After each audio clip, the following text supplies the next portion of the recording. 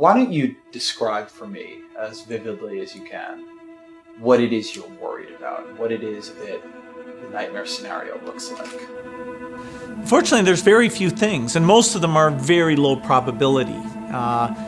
Some big volcanic explosion, gigantic earthquake, asteroid.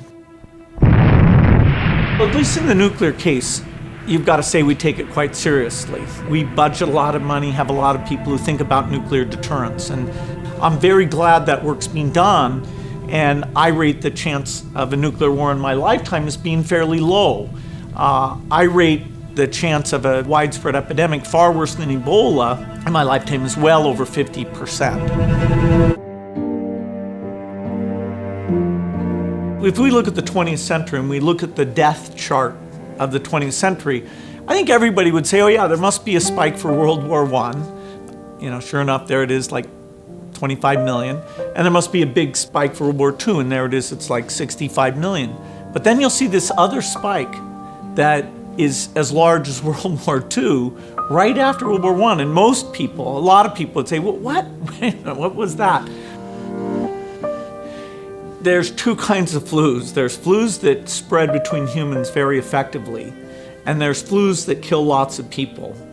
And those two properties have only been combined into a widespread flu once in history.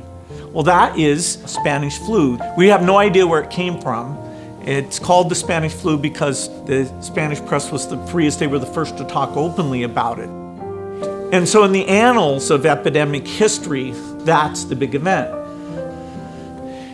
I funded a disease modeling group that uses computer simulation, and that work has been phenomenal in helping us target our polio eradication resources and which parts of Nigeria should we work harder on. And it's very natural, if you have a group like that, to say, hey, look at something like the Spanish flu in the modern day.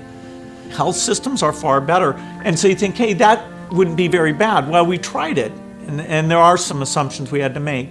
But what we showed is that the force of infection because of modern transport, which compared to 1918 is over 50 times as great. And so if you get something like a flu, and you look at that map of how within days, it's basically in all urban centers of the entire globe, that is very eye-opening. That didn't happen with Spanish flu in the past.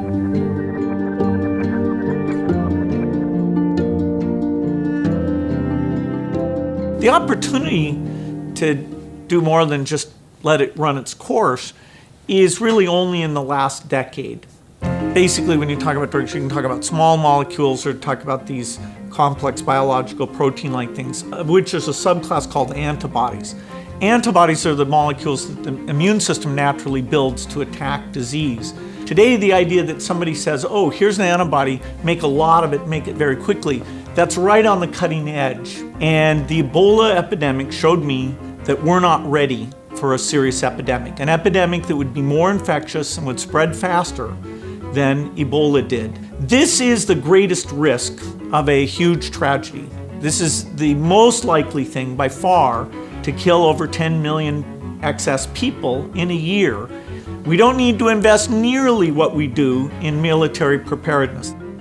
This is something where less than $1 billion a year on R&D, medical surveillance, standby personnel, cross-training the military so they can play a role in terms of all the logistics here. This can be done, and we may not get many more warnings like this one to say, okay, it's a pretty modest investment to avoid something that really, in terms of the human condition, would be a gigantic setback.